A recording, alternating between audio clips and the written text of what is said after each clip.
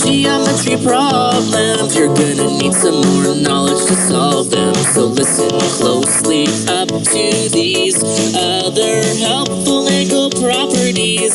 See angles in a triangle or on a line add up to 180 every time. Angles around a point or in a quadrilateral are easy.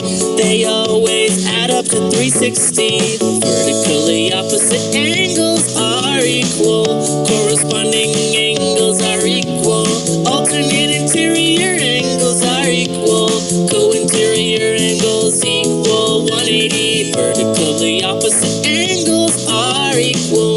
Corresponding angles are equal. Alternate interior angles are equal. Co-interior angles equal 180.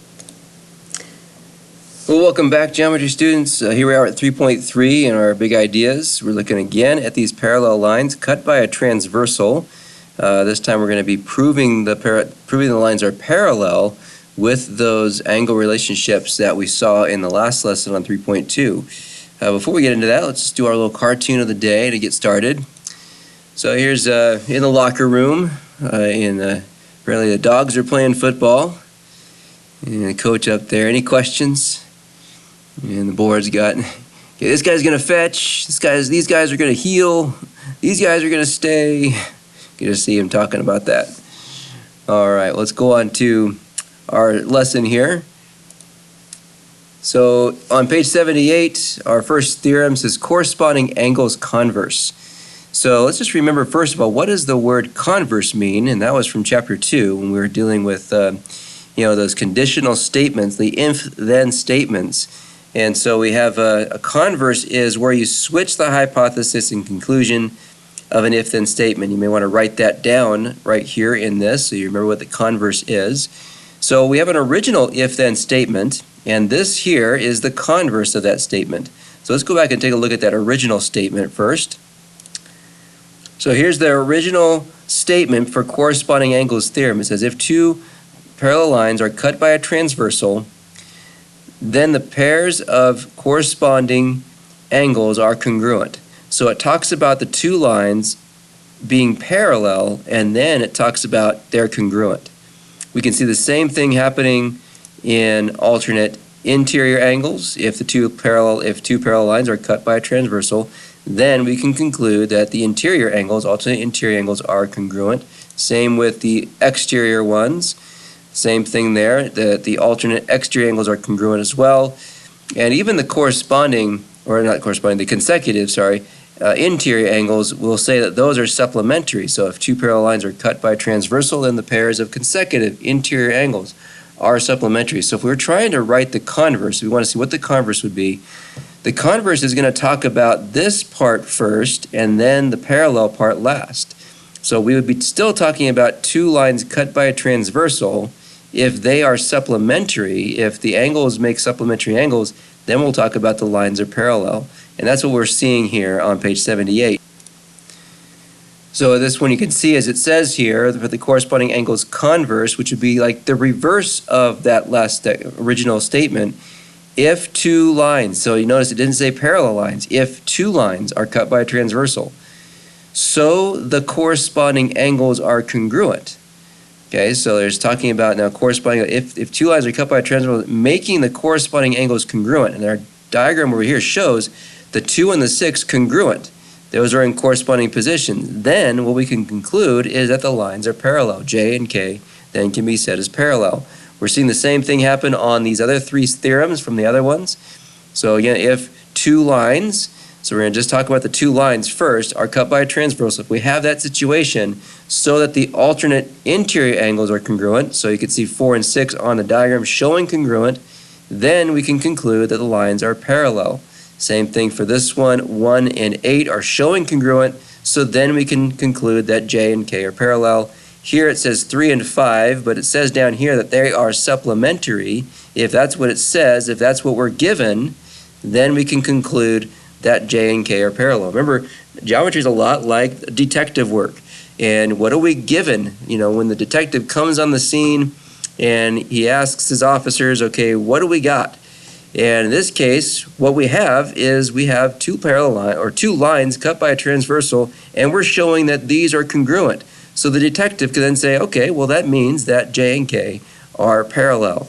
That's a little bit of a detective work that You're using deductive reasoning to be able to figure that out. That's what these statements use. We have one more theorem also in this same page, or on the bottom of the page really.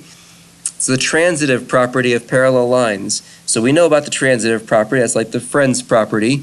Any friend of yours is a friend of mine. So any parallel line to me is a parallel line to you, kind of thing. In this case, it says if two lines are parallel to the same line, then they're parallel to each other. So if P and Q are parallel, and there's also Q and R, if they're two parallel, so they're both parallel. P and R are both parallel to Q, so that means they can be parallel to each other. So that's using the transitive property, but with parallel lines, kind of applying it to the parallel lines. Okay, so before we get into our extra practice, let's just watch this one here as this one's being done. It says find the value of x that makes the lines parallel. So notice it doesn't say that the lines are parallel. It says, what would the value of x need to be so that the lines can be proven parallel? So that means that we would have to assume these corresponding positions, that's what they are. They're on the same side of the street or same part of the intersection, just different intersections, or same corner, right here, corresponding positions. They would have to be equal to each other. They're congruent. If those are congruent, then we would solve for x, and then we would know those two lines are parallel. So that's what we're doing here. We're going to set them equal to each other so that they would be congruent. Equal to each other means congruent. We're going to subtract 5 from both sides. Now get 3x equals 60. Divide by 3. X is 20. So that's our answer for this one. So if x is 20, this will also be 65, which means those will be congruent. And as long as they're the same, we can then say that those are parallel to each other. Okay, so page 80 has our extra practice, number 1 and 2. And so that's what we're going to do here as well. We're going to find the value of x. It doesn't say to find the angle measure or anything, so we're just finding the value of x that makes these lines, these M and M lines, parallel. And so we're going to go ahead and set up equations. So I'm going to have you try number 1 just like the last one we did. Go ahead and set your equation up. So pause the video, set the equation up, solve it, and then check to see if your answer is correct. Okay, so hopefully you did number 1. We set up the equation as these two are in corresponding positions, so they would be equal to each other. If they're equal to each other, then we can say that M and M are parallel. And so we're going to be subtracting 55 first, 95 minus 55 there, so 8x is equal to 40, and divide by 8, so x equals 5. So if x is 5, then that means that M and N are parallel. If x is not 5, then we couldn't say they're parallel. Number 2, and that's kind of what I just, it says explain your reasoning, and I'm just talking about the reasoning here. You don't have to write anything down for that. Number 2, we could see where these are at here. They're in alternate exterior positions. So they're on opposite sides of this transversal line. Here's M and N that we're trying to prove parallel. That would be our transversal then right here. So these are on the outside of the parallel lines, and they're on opposite sides, so they're alternate exterior, which would, if those are equal to each other, if they're congruent, then these two are parallel. So that's what we want to do again here on this one. We want to set it up as equal to each other, so the 200 minus 2x equals the 130. We're going to subtract 200 from both sides, so negative 2x is equal to negative 70, and divide by negative 2, so x is equal to positive 35. So if x is equal to positive 35, then M and N can be shown as parallel, because then these two would be congruent, definitely congruent to each other. Okay, so here's one I just want you to watch. It's just it's a different problem. It's kind of similar to the last one, but it's a little different because it just says, is there enough information in the diagram to conclude that M is parallel to N? And so that's what we're looking at here. Is there enough information where these are at? So with 75 and 105, do they have any of those relationships that we know about, and they don't. They're on the outside, so they're exterior, but they are on the same side. There is no consecutive exterior angles there. So on this one, even though it doesn't show that, we could still say yes, because, as you can see here, we could still say yes because we can use other options here. You could start by saying that 75 and the corresponding position over here is also 75. So the angle that is corresponding with 75 also forms a linear pair with the 105 right here. And so that linear pair is 180 degrees. We know a linear pair is always going to be supplementary. And you could say, well, 180 minus 105 does equal 75.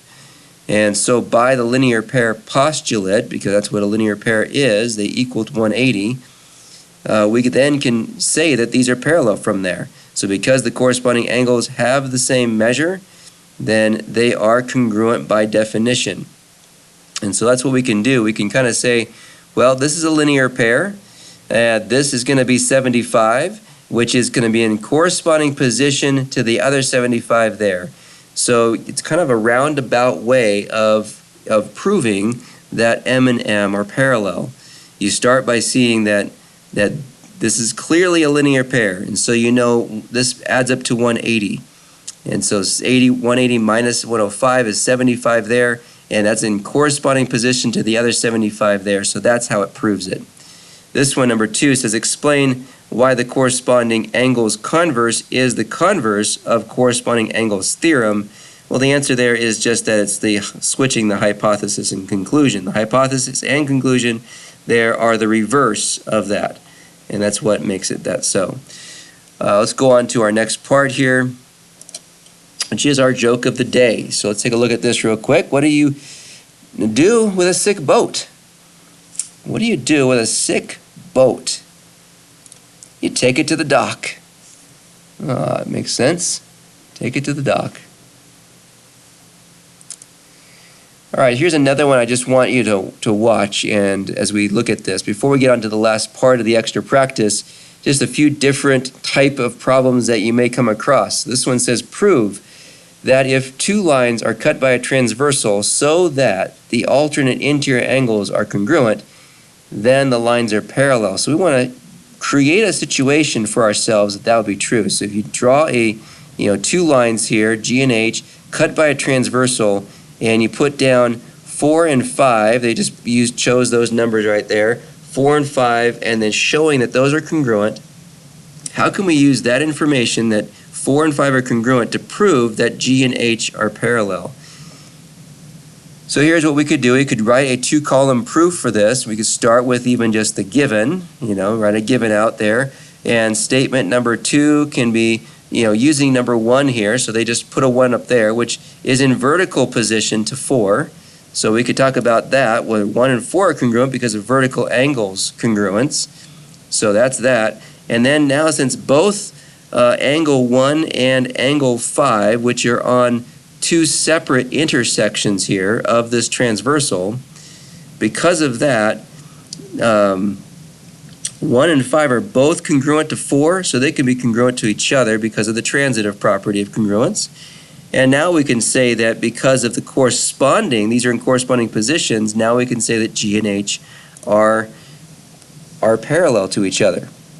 So we start with the alternate interior angles, and we can kind of go a roundabout way to eventually getting to another one showing that they are congruent by the corresponding angles as well. Here's one more to watch before we get to our extra practice. It has this diagram. It shows you parallel lines. It says in the diagram R is parallel to S. That's right there. And 1's congruent to 3. So if we know 1 and 3 are congruent, it says prove that P and Q are parallel to each other. So prove that these two lines are parallel. So we could do that with a 2-column proof, but this one's going to use just a little more just writing it out. It's not going to actually put it in a 2-column proof for us this time. So we could start by talking about, well, we know that 1 and 2 are congruent. So we're told that, we're given that information. We also could know that in here, because these parallel lines cut by the transversal of Q here, 1 and 2, are also congruent because of the corresponding angles. So we know that's true as well. Corresponding angles are congruent. 1 and 2 are congruent. And so we could say that, and that's what they're going to kind of show you right here. I'm really in this action part. So we're going to say that 1 and 2 are congruent because of corresponding angles theorem. And now because we're told that 1's congruent to 3 and 1's congruent to 2, so since both 2 and 3 are both congruent to 1, 2 and 3 can be congruent to each other. We can say those are congruent. So if those are congruent, that shows that these are parallel because of alternate interior angles theorem, of the converse theorem. And so that's what they're going to show here. So it states that because of transitive property there, that's why we can say that 2 and 3 are congruent. And now because 2 and 3 are congruent, because of alternate interior angles converse, we can now show that the P and Q are parallel. So just ways we're going to use these as kind of proofs. Like we can prove things to be true based on our logic of things we know. All right, so now into the last part of the extra practice. Okay, so here we are with 3 to 6. It says decide whether there is enough information to prove that M is parallel to N. If so, state the theorem you would use. So it's a yes or no question. Is it, yes, there is enough information, or no, there's not. If it is a yes, then state the theorem that you would use then to prove that. So I'm going to give you a chance to try 3 through 6. Go ahead and try that. There's some yeses, some nos. So go ahead and try to figure out which it is, and if it is a yes, which theorem you would use to show that and prove that. And then once you're finished with 6, 3 through 6, then go ahead and play it to check your work. Okay, hopefully you paused the video. Now you've finished 3 through 6. Let's check that. So on 3, it shows us that you got your 2 lines here cut by transversal R, and these are congruent. Well, those 2 are in corresponding positions. So that means if those are congruent, yes, there's enough information. We can say yes on this one because of the corresponding angles converse, which clearly states that if 2 lines are cut by a transversal so that the corresponding angles are congruent, then those 2 lines are parallel. On 4, we have our 2 lines here cut by transversal R, and it shows us these 2 are congruent. The problem with that one is that they're on the same intersection. There's nothing on this intersection with line N to show. Notice on this one we had the 2 intersections here. There was congruent symbols on both in the corresponding positions. So this is vertical angles. Vertical angles are congruent, but that's not enough information to prove that M is parallel to N. So no for 4. Number 5, so here's M and N as well.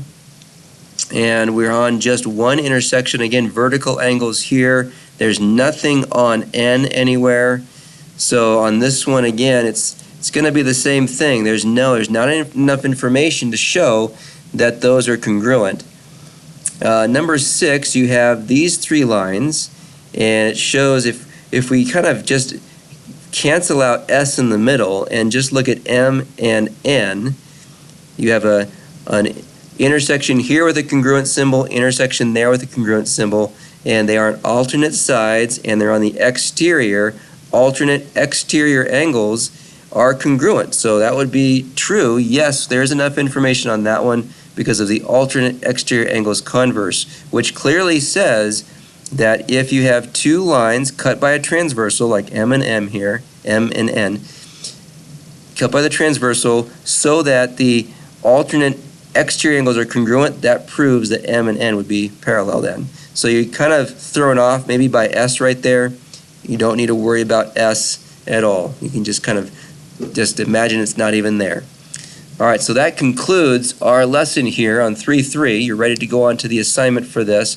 And then after this, we'll have a quiz as well from 3.1 to 3.3. So I'll see you on the next lesson in 3.4.